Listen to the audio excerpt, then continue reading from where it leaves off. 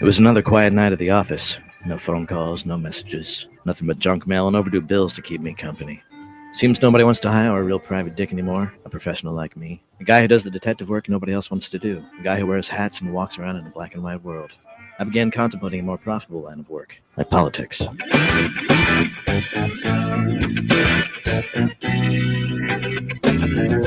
are the show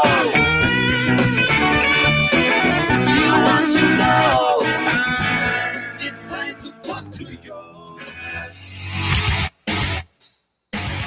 All right, folks, good afternoon. Welcome to the Thursday edition of the Joe Mangiacotti Show on AM 830 WCRN. I am Joe Mangiacotti, and for the time we have together, the remainder of the hour, you'll be able to join the conversation at 508-871-7000. That's 508-871-7000. Don't forget the text line is also up and running at 617-297-8388, 617-297-8388, and it appears here on the screen in the studio in real time. We try to work it into the conversation. We also stream, as do thousands of other stations, to the TuneIn app. Very cool because you can take us anywhere on your device, right? Your tablet, your phone, laptop, whatever. Go to TuneIn, look for WCRN. You'll see our cool logo. Do me a favor, hit the like button. We know you're there, and we're very easy to find after that. Tell Alexa to play WCRN. She'll do that as well. And this show is turned into a podcast, so you can subscribe as you do with podcasts, wherever. Spotify, Google Play, iHeartRadio, TuneIn, all of those platforms. You know the drill on that. All right. 508-871-7000 to join the conversation. Wow. Oh, don't forget, we're streaming video from the palatial but not overly ostentatious studios here in Westboro, high atop the Carberry Towers. So you can go to Facebook, the station's Facebook, YouTube page, my social media at Joe Mangi Show. That would be X and Facebook, Twitch TV, LinkedIn profile, and we do stream live to Rumble. So a lot of ways. I see some streamers are coming online now. All right. Wow. Have you been over? It's been over 3 hours now that RFK Jr. has been testifying before Congress. The Senate Finance Committee, it is entertaining. Now, I don't want you to leave listening to the show. They're taking a break, so you're not missing. But, I mean, I don't know how many times Kennedy's saying, that's gibberish. You're just making stuff up. You're lying. I mean, it's good to actually see somebody call some of these members of these senators on their BS. Seriously. I think the mic drop moment was when RFK Jr. says there is a difference between established science and the science of the establishment. And perfect mic drop, no kidding. I mean, things coming up, the fact that there's no confidence, and he needs to put confidence. He's saying that CDC was one of the most corrupt agencies under the Health and Human Services. And he let go a lot of people and stopped a lot of money being spent.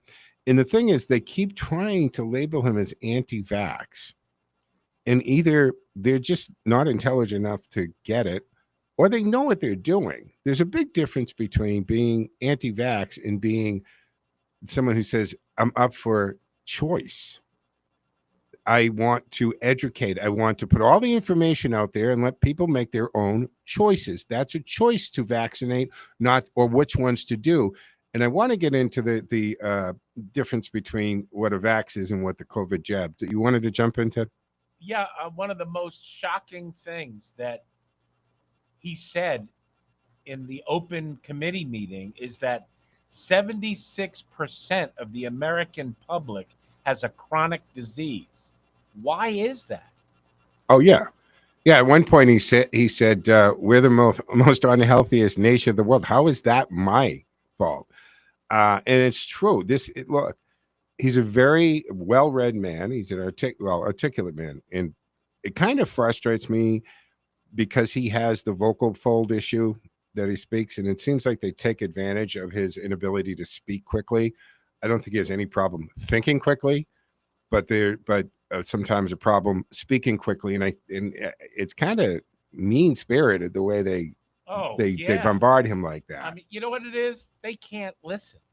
They can't listen. It's what's in their head, and they got to get their clips out, their little talking points, so they can take that little clip and do fundraising and say, see, even though they're wrong or it's a stupid statement, but look at, and Kennedy argues this as best he can. We've talked about this on the show. COVID-19 shots, they don't align with traditional definition of a vaccine. I remember having a conversation with a friend of mine in Illinois, a scientist. I mean, he graduated geological degree, but still a scientist, you think. I mean, when we got on this conversation, he had to go Google vaccine because I said, well, that's the mRNA vaccine is not a traditional vaccine. Now, the CDC tried to change the definition, right? But a vaccine is the tissue of a virus. I mean, this is a very simple explanation. A dead virus they inject into you, and your white blood cells and your defensive systems recognize it and start to build up immunities to fight it, so that if the live one ever comes in, that's already, it's like gearing up your army, you know, and giving them the rounds and giving them the tanks and the air. That's what a vaccine. Our mRNA is just targeting the spike protein. Ted? It is not a vaccine if there is no inoculant present. Exactly. So they called it a vaccine, so we would accept it without question. Why do they have to lie to us? For control. You got to lie for control. George Orwell was awesome with 1984, and even he couldn't get how bad this was going to be. And that's why. So the traditional definition of a vaccine introduces a harmless part of a pathogen, like a killed or a tenured virus or protein, to stimulate that immunity. Like I said, your body said, wait a minute, foreign object. What is this? White blood cells. They figure this out. Great. But that COVID mRNA vaccine, and I'm air quoting for those watching on TV, it doesn't meet that standard. They only encode spike proteins, and thus it doesn't really qualify as a vaccine. So again, Orwellian. We'll control the speech. We'll pretend that this is a vaccine. We'll call it a vaccine so people accept it. But the spike from the vaccination produced a small localized amounts cleared quickly. But there are risks, myocarditis. It can happen. So we saw a lot of bad side effects. And they made the pharmaceuticals immune so they could produce this stuff out without any kind of consequences coming back at them, which was crazy. And there was nowhere near the amount of research and blind test studies and things that usually happen. But this political theater meets health policy here, guys. It was entertaining. I mean, I was on the road this morning. I was in the office a little bit, but I was trying to keep an ear on it. And he did a good job holding, 3 hours before they even considered a break. And they got into things that were just silly. You know, what's your point? They went after him for somebody that was, on the staff. He says, well, he's contracted. Well, the website has him listed. He doesn't have a medical license. He goes, yeah, he's not a doctor. Of course he doesn't. That's the thing. They said, well, he got in trouble for practicing. And Kennedy comes back with, wait a minute. Yeah, they did. But you know what? He sued. I forget the state. Sorry. He sued the state for the mess up they made, and he ended up with like $2.3 million for them falsely going after him. So it is political theater. And there were aggressive exchanges, protests, existential questions about the future of the U.S. vaccine enterprise. And senators argued that these moves jeopardize child's health, especially with child immunization rates at risk. So there are some doctors in Congress, but the exchange, and of course, Elizabeth Warren, I'm sorry, man, every time she speaks, the fact that she was employed or is employed at Harvard, she does not strike me as a remarkably intelligent woman. I'm sure I don't strike a lot of people as a particularly intelligent man. I'm okay with that, but she's a U.S. senator. And these mRNA shots from Pfizer and Moderna, they were rolled out under EAU in late 2020 to reduce the death from COVID. They do not provide sterilizing immunity, right? They don't reliably block infection or the transmission. And the effectiveness against this infection wanes over months. So that's why you got these reboosters and the boosters and this unbelievable pattern of injecting this experimental stuff. And let's not forget, some of us were forced to take these shots in the word experimental in the title. I mean, that even goes against the Geneva Convention, folks. The CDC website updated its definition of vaccine in 2021 to try to cover this, from language about producing immunity to wording about stimulating an immune response. So that's not Orwellian. Let's just change it. They've done this on multiple things, haven't they? Done that on our sex and gender. And we start where we have been. We were accepting this. Nobody questioned and says who. You have to say this. You have to say undocumented worker. Why? It actually says illegal alien in our law. The official title for someone entering the state illegally, the country rather illegally, is illegal alien. No, we want to change it. If you control the language, you can control thought. So we have to stop. And I think the trend under the Trump administration is going that way, where it doesn't seem that people are that afraid to speak out. We see people on the left. Remember, we talked about this, 2.1 million Democrats gone since 2020, and Republicans have picked up 2.4 million. That's a 4.5 million voter or party affiliation swing since 2020. But folks, we have to take our first break here on the Thursday afternoon edition of the Joe Mangiacotti Show on AM 830 WCRN. When we come back, we will go to the phones. Mark's waiting patiently. Mark, you're right up after the break. Don't forget, you can also watch us streaming on Facebook, X, Rumble, and Twitch TV, all kinds of places. You know the drill. Hey, folks, we will be back in 2 in 10. Stick with us.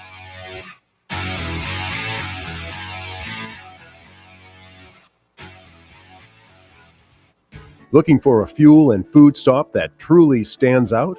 Experience the Yatco difference. At Yatco, we're dedicated to bringing you the best customer service, the highest quality products, and a commitment to making your life on the go easier. Yatco has 15 convenient locations across central Massachusetts, and now our newest spot at 75 Quonsigamut Ave in Worcester. Yatco, where every stop keeps you going. We invite you to listen to the Jesus is Our Shepherd broadcast with Pastor Ray McMahon. And I also believe the judgments of the Lord are true and righteous altogether. I believe that the fear of the Lord is clean, enduring forever. I believe Paul was right when he told Timothy. That's Pastor Ray McMahon with the Jesus is Our Shepherd broadcast right here on this station. Jesus is Our Shepherd airs every Sunday at noon right here on 830 WCRN. Tired of rush doctor's visits? Are you finding it tough to get a doctor's appointment? And when you finally do, are you in and out before you know it? Did your doctor take the time to ask about your diet or exercise routine? Did they order the right lab tests? And how do you know if these are the labs you need and how to interpret them? Discover the freedom of ordering your own lab tests. Phil George, clinical biochemist and health coach, can guide you on which blood tests to order. Customized to your personal health goals, Phil's extensive training ensures that you receive the best advice on interpreting your lab results and understanding their implications. Plus, by ordering labs on your own, you'll pay far below insurance prices. Looking for an alternative to conventional medicine? Phil George can help you navigate your health journey with a personalized approach. Just email Phil at philgeorge@charter.net for a free consultation. Your health and well-being are within reach, and it starts with the right guidance. Don't miss this opportunity to take control of your health. Reach out today and embark on a path to better health with Phil George. All right, folks, welcome back here to the second segment on the Thursday afternoon edition of the Joe Mangiacotti Show on Radio Central, AM 830 WCRN. Hey, you can join the conversation for the remainder of the hour at 508-871-7000. If you can't give us a call, you can always text us at 617-297-8388. It'll appear here on a screen in the studio in real time. And don't forget, we're streaming if you want to watch and listen on Facebook, X, Twitch TV, LinkedIn profile, or Rumble on the Joe Mangiacotti Show channel. 508-871-7000. Let's go to the phone. Mark has been waiting patiently. Hey, Mark, what say you? I heard a vicious rumor this morning, not on fake mainstream media, but on alternative media. I haven't been able to confirm it as of yet. But apparently, as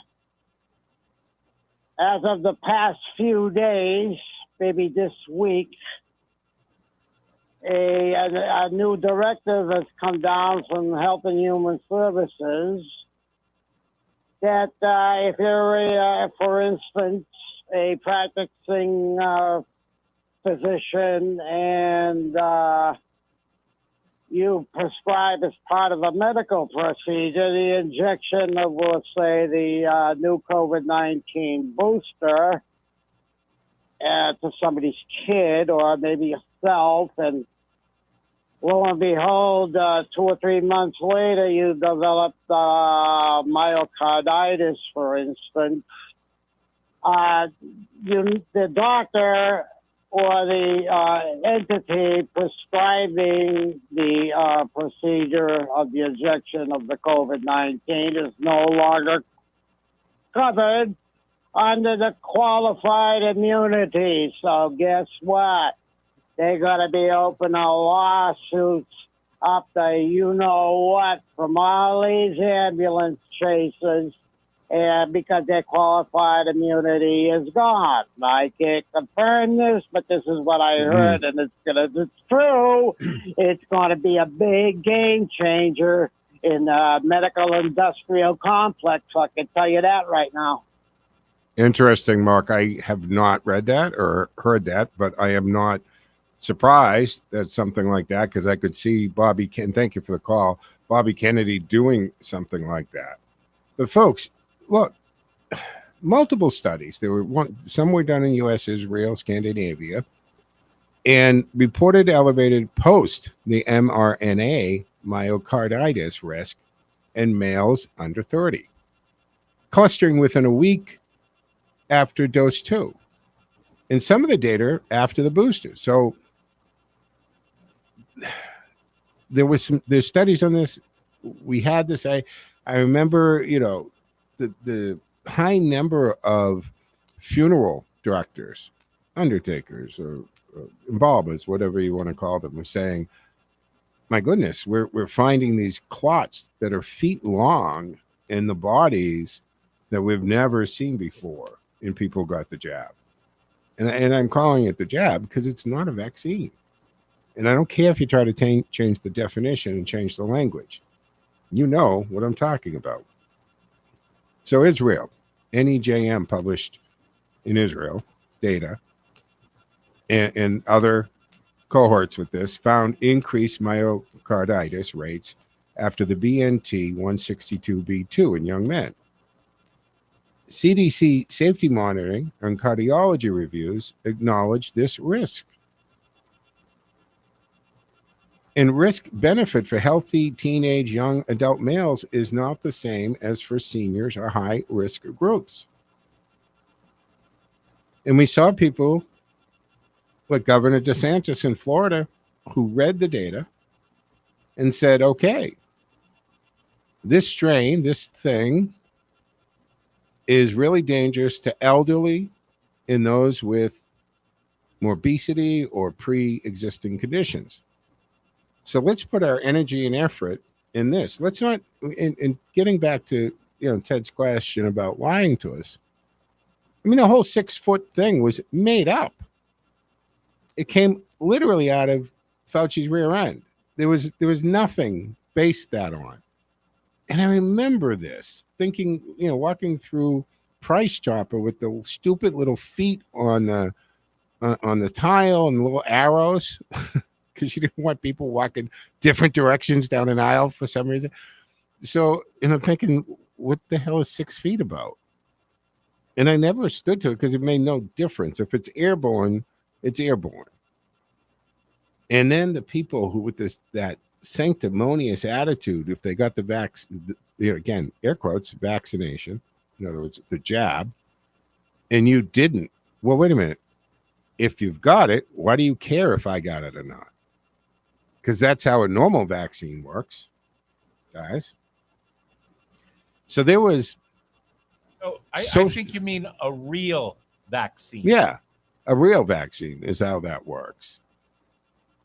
I mean, the brainwashing, the mob think that went on during the pandemic is crazy. And papers in top journals discuss immune imprinting, the immune system's tendency to preferentially recall responses to the first variant encountered. That's how vaccines work. And it may shape and sometimes blunt responses to new variants, sure. Now, we got to worry about frequent boosting with similar antigens that could lock in narrow responses. In other words, stop taking all these boosters. You do what you want, but will you just read it a little bit, get a little bit of information on this, and understand what you're doing? It's just not. It's crazy. I don't know if they'll still be going when I'm off air, but I'm sure I can go find the video of it again because it's entertaining. The RIK I'm talking in front of the Senate. It's hysterical. I remember mothers talking back and saying, "What do you mean you don't want my kids to go outside?" Every mother knows that they get sicker if you keep them in the house. Yes. Sunlight, vitamin D, good, healthy for you. Feet on the ground. It was great. They arrested the guy surfing all by himself out in California. Remember that one? And then the like, who's deciding this crap? So liquor stores are open, but houses of worship, no. And then they were arresting ministers and priests because people stayed in their car in the parking lot. And they did services outside while people stayed in their own cars. And how many times did you see some jamoke driving around all by themselves with the mask on in the car? Or walking outside all by themselves with a mask on in sunlight and fresh air? There's some serious problems with having a mask on for hours on end, breathing in your own carbon dioxide and your own spittle and as a matter of fact, who would probably know a lot more about that would be Phil George. So Phil, why don't we bring into the conversation? Are you following the show so far?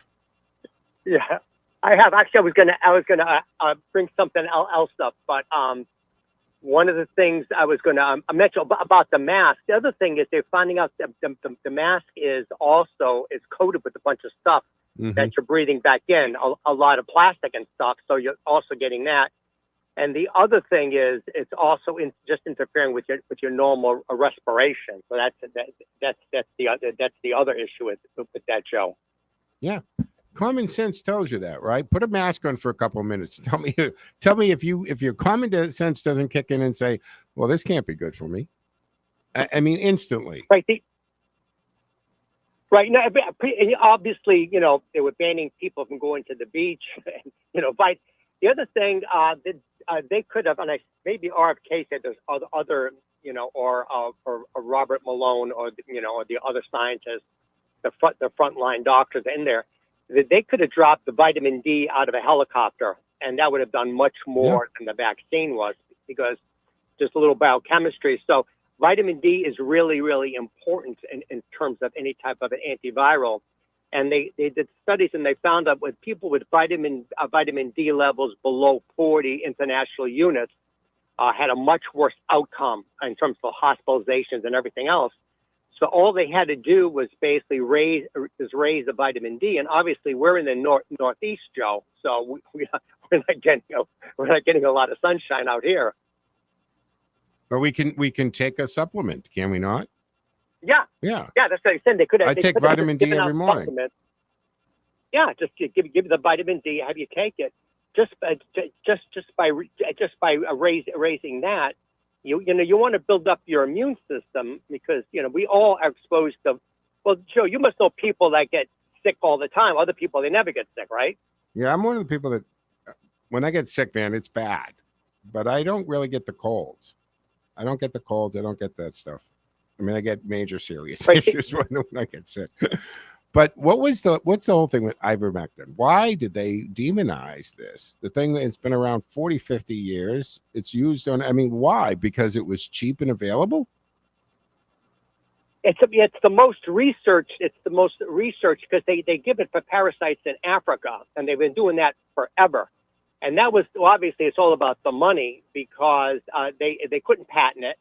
And they wanted to push, the drugs, and there was a huge amount of money for hospitals. I know, Yes. If you were diagnosed, what was that case, Joe, where a guy died in a motorcycle accident in Rhode Island, and they said he died of COVID? Yeah, that's the other, and that's the big question, right? And that came up because there's a huge difference, and nobody wants to drill down the numbers. There's a difference between dying from COVID and dying with COVID.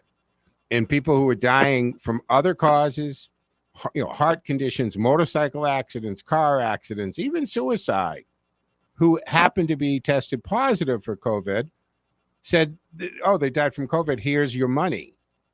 And there's a big difference, people. I mean, a lot of us, believe it or not, right? We have right people. You have Hep A by touching a doorknob. And we're walking around with Hep A, Hep B, and maybe some of us with Hep C, or even cancer that we don't even know about. So when we die, do they say we died of cancer or we died with cancer in our body? Well, this is what was going on during the pandemic years. Anybody that tested positive were dying from COVID. We're against the clock. Final word real quick, Phil. Yeah, no, absolutely. So the main thing is you want to be healthy. You want to stay as healthy as you can. Keep your vitamin D levels up. Get some sunshine and stay healthy, and you'll be able to fight off a lot of these pathogens. 100% agree. Thank you, Phil. Appreciate it. Absolutely. I take a pretty extensive regimen of vitamins every morning to do that, to help prevent things. All right, we're going to take mid-show break here, folks. So stick with us. Back in 2 minutes, 10 seconds on the other side.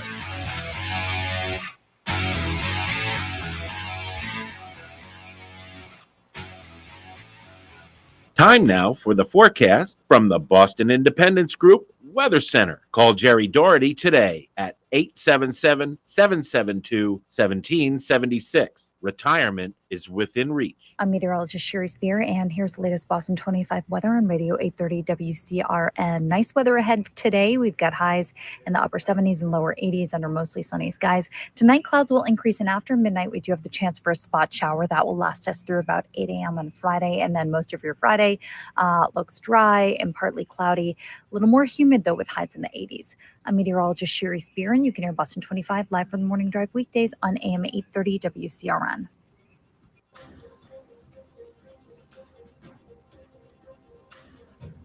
Headline news, weather, and local information central to your day on Radio Central 830 WCRN. Re-elect Kathleen Roy for District E School Committee. Kathleen stands for safe schools and quality education. She's pushing to keep cell phones out of classrooms, bringing back school resource officers for safety, and putting students, teachers, and education first. Kathleen's committed to producing well-rounded students ready for the future. I'm Kathleen Roy, and I'll fight for our kids' education and safety. Vote for me in District E. For more information, please visit Kathleen Roy Supports WorcesterSchools.com. Vote for Kathleen on Tuesday, September 2nd, paid for by the committee to re-elect Kathleen Roy. No one cares more about quality and keeping customers happy than Good as Gold coffee service. For over 45 years, Good as Gold has been privileged to be the preferred coffee supplier of some of the area's finest businesses. Isn't it time for you to make Good as Gold your coffee service? Whether you enjoy freshly roasted coffee beans, pre-measured packs, or single cup solutions, Good as Gold coffee has the perfect solution for every size business. Call Good as Gold Coffee today at 1-800-322-0439. goodasgold.com.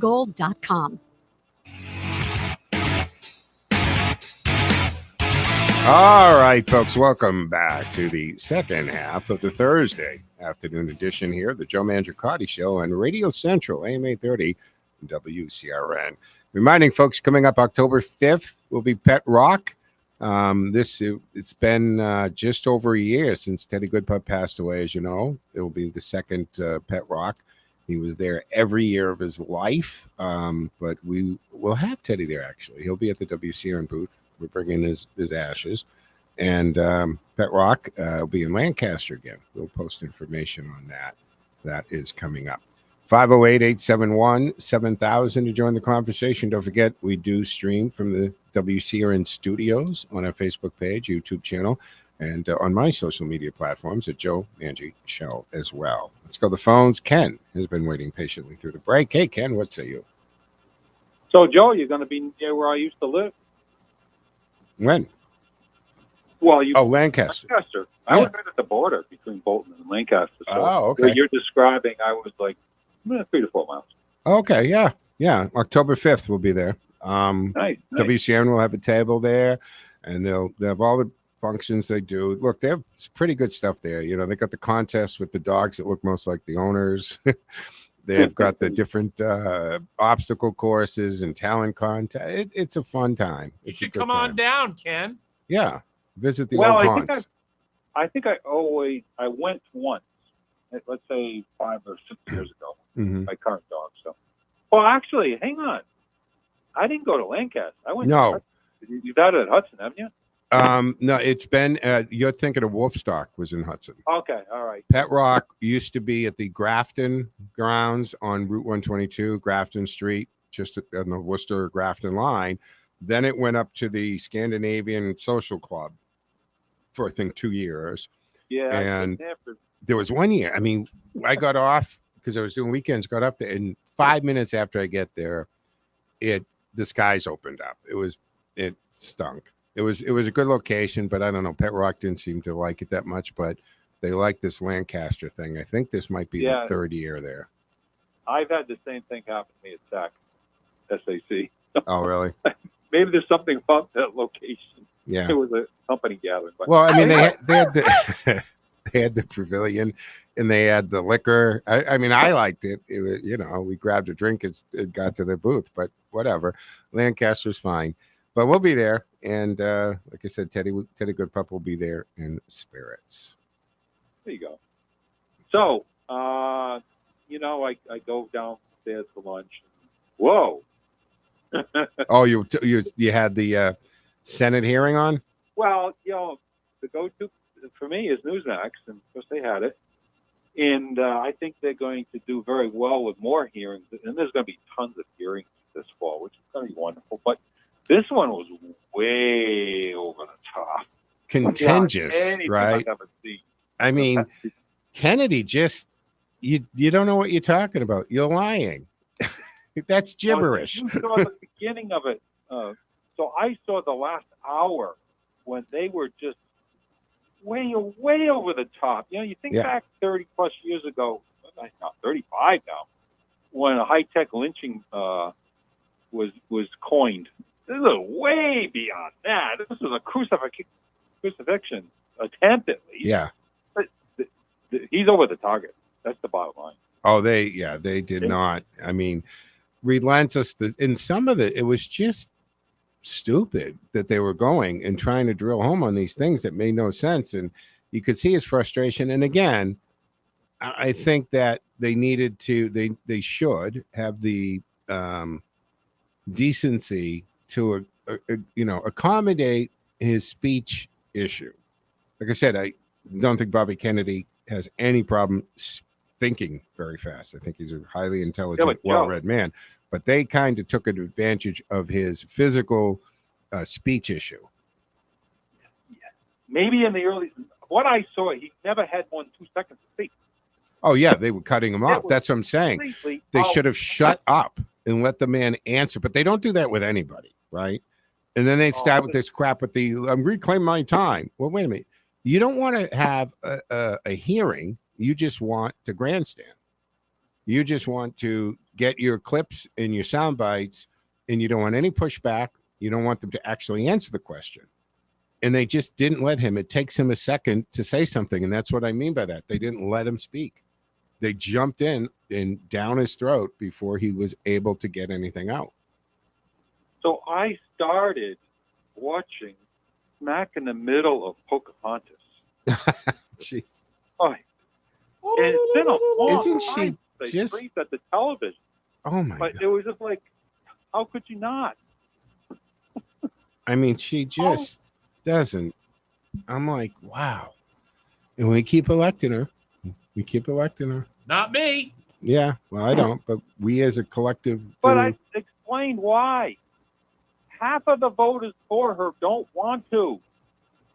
It's because if they dare say anything the other way, the fanatics, which only make up 20-30% of your Massachusetts population, less than that in other states, you didn't never hear the end of it. You can't go against it because you have institutions who are wildly Marxist. Which brings me to that beautiful retort from Bobby Kennedy Jr. There's a difference between established science and the science of the establishment. And we saw this across the board during the pandemic. If you, and this is the thing that killed me back then, Ken, because this doctor says what the pharmacy wants and certain people on the left wanted, so that you accept them. Another doctor with the same, or most often better credentials, said, well, wait a minute, ivermectin is good, this is good, vitamin D, this and that. Nope, we're going to shadow ban them or terminate their account. We're going to, all the things they were doing to people. All right. And that's the idea of the misinformation board coming out and all of this. I'm a huge First Amendment. Obviously, my profession depends on the First Amendment. And the Second Amendment is the second to back up that first. And I think that there is no harm in more dialogue. And it's up to the individuals to take the information and do their own research and come to their own conclusions, not to be fed. And then we accept what we're told in this Orwellian type of situation. Just not the way we should be going at this. Ken, you want, I mean, No. Ted? Yeah, one of the most significant issues is the debanking. Yeah. Because the Uniform Commercial Code prevents any organization, business, or government entity from, I think the word they use is preempting trade. And by debanking a company, you are making them unable to do business. Well, I mean, Bank of America, right, debanked some of the Trump companies while he was out of office. And they've been backpedaling on that since he got reelected. And we got at the Frontiers of Freedom Institute, the think tank in D.C. that I'm with, we got during the O'Biden years, the audited because it's a conservative think tank, obviously. It cost us hundreds of thousands of dollars in tax CPAs and attorneys to fight the IRS. They wanted to take our tax exempt status away. And it cost us, I think it was $380,000. I can check with George Landreth, but a ridiculous amount of money, totally targeted because of the type of organization it was. And we certainly met all the qualifications. All the paperwork was in order. All the tax returns were done correctly, but did not prevent them from making us spend hundreds of thousands of dollars to defend ourselves. Yeah, you got Tea Party. Yeah. Yep. Exactly what happened to the Tea Party back in 2012. They came out with the lowest learners. She should have been put in jail. Absolutely. And, they just upped the ante 10 years later, probably. Yeah. That's all. Bad. It's very bad. You know, so I have one question. Yeah. When I was watching, it was like 7 Democrats and maybe 2 Republicans that spoke. Yeah, I was wondering about that. Didn't it seem Democratic heavy? Did Republicans just not show up? I mean, I don't know. Where are they? You know, if RFK should be supported, where are they? I know they had Marshall, who was a doctor himself, but yeah, that concerns me. If other Republicans aren't doing more to back him, and then of course Tillis was his classic. You know, he's already got the white flag up. He's going. You know, out, so Ken. he's taking shots too. You know, Ken. No comment is a comment in itself. Always. Yeah. And so he's pleading the fifth. I mean, it tells you a lot of things too. I thought that was Democratic heavy. Like I said, I couldn't watch the whole thing. I had worked on, to do things, but it seems almost every time I actually looked, I'm seeing a Democrat doing the talking. And I'm like, where the hell are the Republicans? Of course, the Democrats dislike Bobby Kennedy so much because he was a Democrat. Now he's not a Democrat. Exactly. And he's not falling in line. Exactly. So why do you think I describe so many people vote Democrat in Massachusetts? They're not really Democrats. Most of them are independent, but they don't dare cross the line. There's punishment that comes with that. Yeah. Yeah. But they're absolutely. kind of tough. They're losing so badly and they're getting frenetic, and they are captured by the extreme left. Nobody dares not scream like crazy at Bobby Kennedy or any other target that they may have, because the symptom of what happened this weekend in Michigan with the Palestine cause. Oh, good. Yeah. By the way, just before we have to break here, speaking of Kennedy and dynasty, Jack Schlossberg, right, the 32-year-old grandson of JFK, has publicly stated that he may be running for Nadler's seat. It's a certain possibility. That's from Breitbart, New York Magazine, the Daily Beast, the Independent, and Fox News have all had it. Jerry Nadler, 78 years old, announced he'll not seek re-election in the midterms, 26, citing a need for generational change with the Democratic Party, and he cited that Biden thing. No one in the media said, well, which Biden thing are you referencing? The age, the dementia, like what? The auto pen use, and you not knowing the mass part, like what Biden thing are you talking about? But anyway, it looks like another Kennedy might be making a run for Nadler's seat. And Chelsea Clinton also has been speculated as a possible candidate. Her spokesperson has denied she is running. And I just have to say to Jack, if Chelsea runs, be very careful. Don't stand at the top of any stairways and don't be alone. Ken, we're against the clock. Thanks for the call. I appreciate it. Folks, we have to take a third and final break here on the Thursday afternoon edition of the Joe Mangiacotti Show on AM 830 WCRA.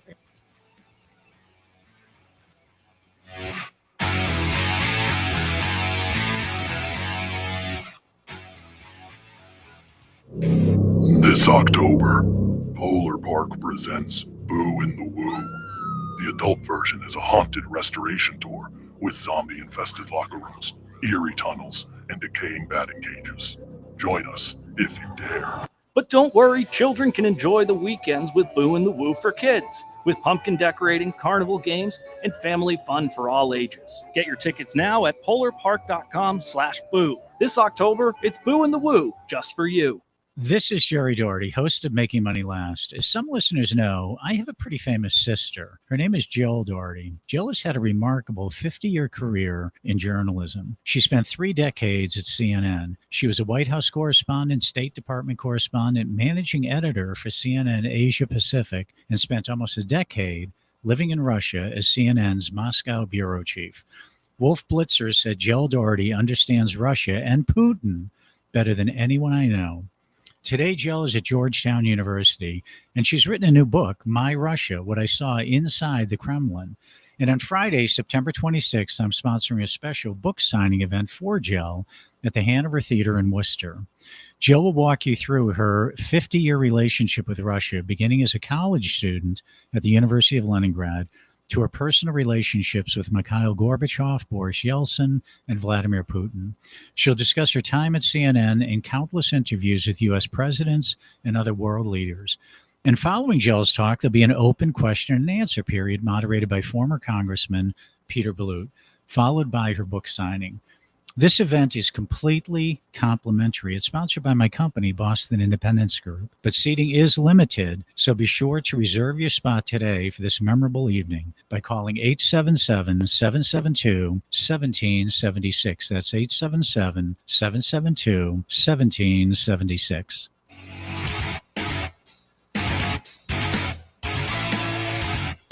All right, folks, welcome back to the fourth and final segment here in the Thursday afternoon edition of the. I say it like there's a morning edition. There's only the afternoon edition of the Joe I Mangiacotti. talk to you every morning. What are you talking That's true too, but not for public consumption. All right, 508-871-7000. You can join the conversation for the time that we have remaining here, and I'm looking forward to that function Jerry Doherty was just talking about. I'll be there. My predecessor, right, Chris Thompson, Dr. Chris Thompson will be there. I'm really looking forward. Jill's going to join me for a segment on my show at some point. We'll talk to her. I think she'll be on Peter Bluth this Sunday.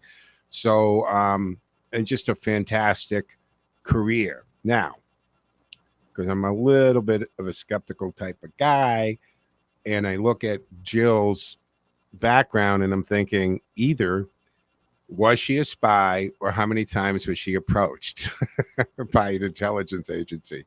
Talk about a perfect cover, journalist living in Leningrad, going to the university. I mean, she obviously could never, ever talk about it. You might say. I can give you some firsthand knowledge in this area. Journalists are never spies.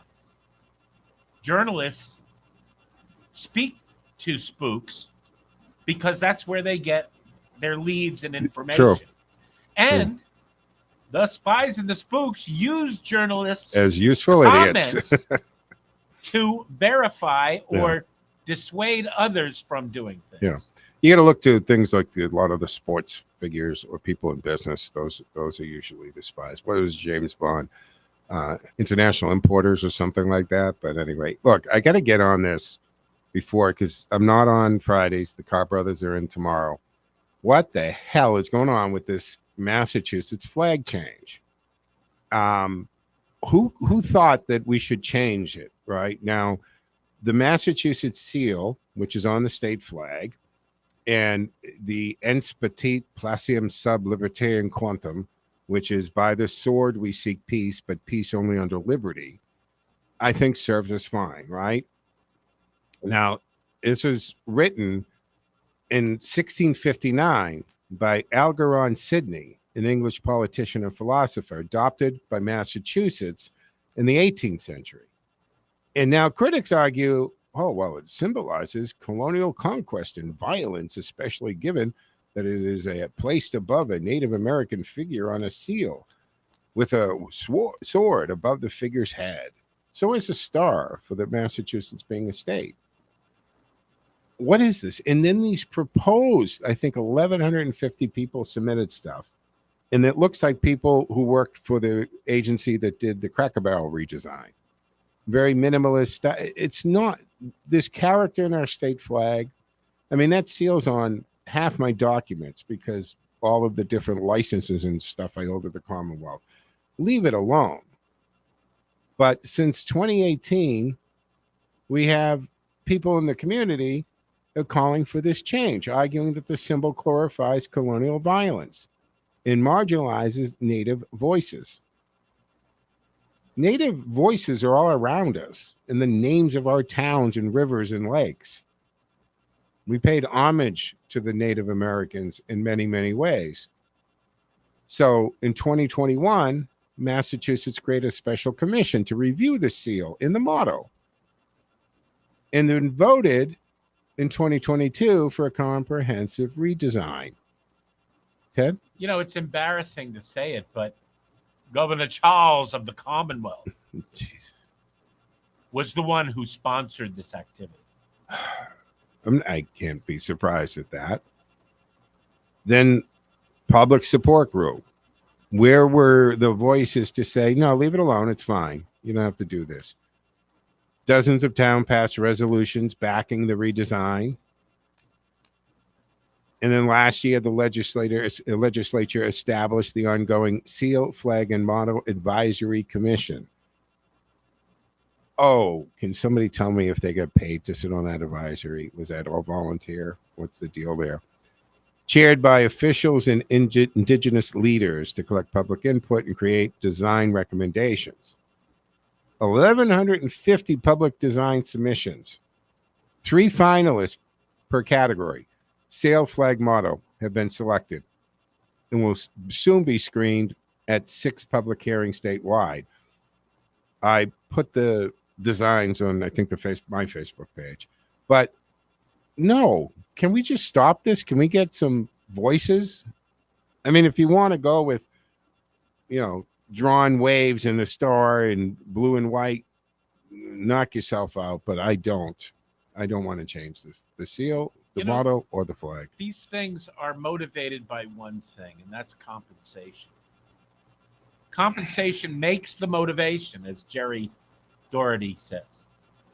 So, you've got to realize that some of these voices are coming from a place where they're going to make money. Well, who's going to make money here? The silk screeners. I mean, we have to change everything. Flags, letterhead, business cards, even I've got a notary, I've got a real estate license, a PI license. They all have the seal somewhere on there. So just, that can all be done digitally. I get it. It's asinine. In my opinion, leave it alone. It's fine. And then there's the issue of the Indian, because I learned actually many years ago when I had to do something as a news director in a New Hampshire station with my counterpart, the editor of the print side. And our research showed that this Indian is supposed to be Chief Winnicott, who would have been kind of like an emperor, because he was like chief of 5 tribes. He was good friends with Sam Tings, which of course Tingsboro is named after. And Sam Tings had one hell of a plantation farm, because what is now Tingsboro and Lowell, in that whole area, was his farm. And there were no flies in this guy, because he reached out to the Massachusetts General Court and said, hey, I have of course they would have called them savages then, Indians, problem. I need protection. So the court dispatched hundreds of soldiers from the Commonwealth up to the Tingsboro farm to protect his crops and his family and workers. And what did he do? He submitted a bill to the General Court for lodging and food for all the soldiers. And they said, we can't pay this bill. So they gave him more land. So, yeah, interesting. But he spent his later years on an island off the coast of what was Massachusetts, now Maine, and was kind of he's a friend with Sam Tings, but I don't know, kind of a diplomat, I guess, in his day. But can we go back to the money? Sure. Because who's going to make the money? It's not the screen printers. Who is going to make it? It's the government will have a new way to spend money. They got to change all of these labels on all of these buildings. Sure, but again, it doesn't change. They don't make money. Maybe somebody's brother-in-law is going to make a lot of money because they get all the new printing contract or something. If they want the contract, they have to kick back 50%. Could be. I'm just not surprised. Way to launder money here in the Commonwealth. It's just, but the reasoning for it, just stop it with that. It pays homage. I mean, we have a Native American on our seal. How can we not be paying recognition and tribute and homage to the Native American more than making them the absolute symbol of the state? Now, the other thing is, so these documents, Boston 25 got a hold of, the Commonwealth in its infinite wisdom spent $863,626.21 on the retrial of Karen Reed. 863 plus, man. 566,000 went to Special Prosecutor Hank Brennan's team. 599,735 to Aperture LLC, which handled the accident reconstruction. Okay. My agency has been doing accident reconstruction for 40 years. And I would happily have taken a $600,000 contract. It would have costed me about $18,000 to $24,000. So now we know the cost of double jeopardy. You know, I mean, nearly $45,000 for digital forensics, $17,000 paid to court transcriber Christine Blankenship for transcribing media interviews. That's not a bad paycheck. When you could put Speechify or Speechato or any of those things, and it would do the same thing. Additional costs included first-class travel for witnesses, travel expenses for Massachusetts State Police to multiple states, including New York, Vermont, and Texas, to interview witnesses and manage evidence. So the highly publicized retrial culminated in Reed being acquitted of second-degree murder and manslaughter. Found guilty of operating under the influence. Doesn't seem like it's such a bad what she was looking at. She received 1 year probation. So this taxpayer impact, I mean, the retrial cost over $860,000. And that, to me, raises serious questions about fiscal responsibility in high-profile cases. And I think the first trial pretty much answered it. So I hope that these citizen watchdog companies and organizations, right, demand more transparency in how public funds are allocated toward the prosecutorial efforts here. It just has to be. It's crazy. It's crazy. We're coming up to the end of this. The other thing I don't have time to get into is, I don't know if you caught Trump in the Oval. The White House confirmed the 275,000 illegal aliens that have been removed from the Social Security system, right? Because they told us illegal aliens don't get Social Security. They told us illegal aliens don't vote. It's just a conspiracy theory. But these actions prove otherwise. The system was being abused. Now the cleanup has begun on this. Every fraudulent Social Security number used by an illegal alien undermines the system that Americans paid into for decades. That is a trust fund. It's not tax money. It's a fiduciary responsibility to preserve that and protect it. And removing 275,000 ineligible accounts means more security for seniors, veterans, and working families. We have to wrap up. The Thursday edition of the Joe Mangiacotti Show on AM 830 WCRN. Not in tomorrow. The Cobb Brothers in at 1 o'clock. Tune in to, of course, AM 830 in the morning for the talk of the Commonwealth. Stick us here all weekend long for great programming. But that wraps up it for me for the week and for today, folks. So, Joe out.